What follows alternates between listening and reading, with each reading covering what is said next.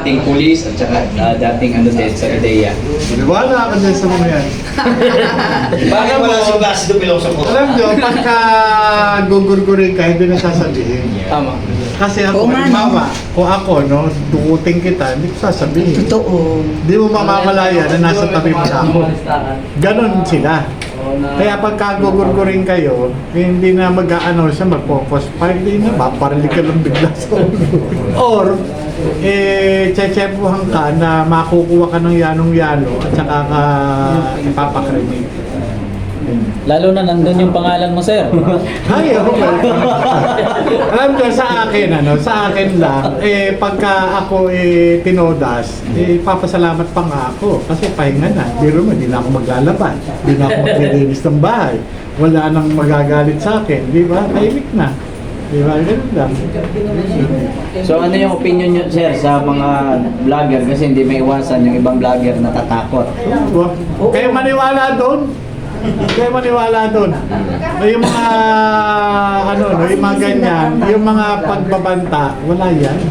Ang mga gagawa, tahimik lang, nakatawa lang, nakangiti lang sa iyo. Kung ako kukunin kita, hindi mang katiting na indicator.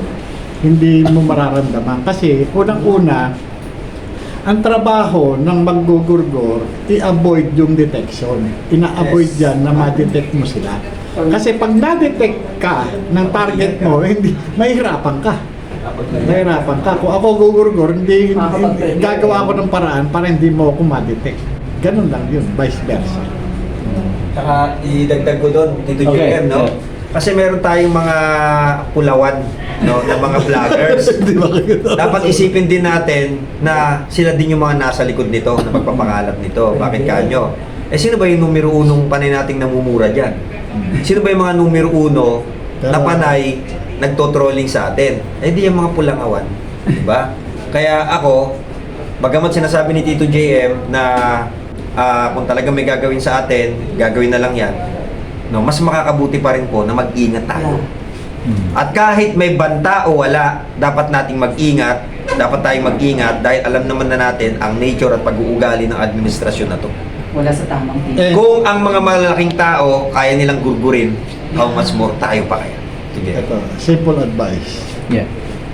Kahit na sinong langaw, kay dilaw, kay pula, kay berde, o ano man, ignore. Mentras nyo binabanggit, mentras nyo pinapansin, mas lalong natutuwa yan. Ignore nyo lang, para mawalan sila ng saysay. Kahit anong paninirapan ng mga yan, huwag nyo pansinin. Ituring yung hindi nyo nakikita, ituring yung hindi nyo nababasa. Pag pinansin mo yan, tuwan-tuwa yung mga yan, magmumukha kang bagito. Tama.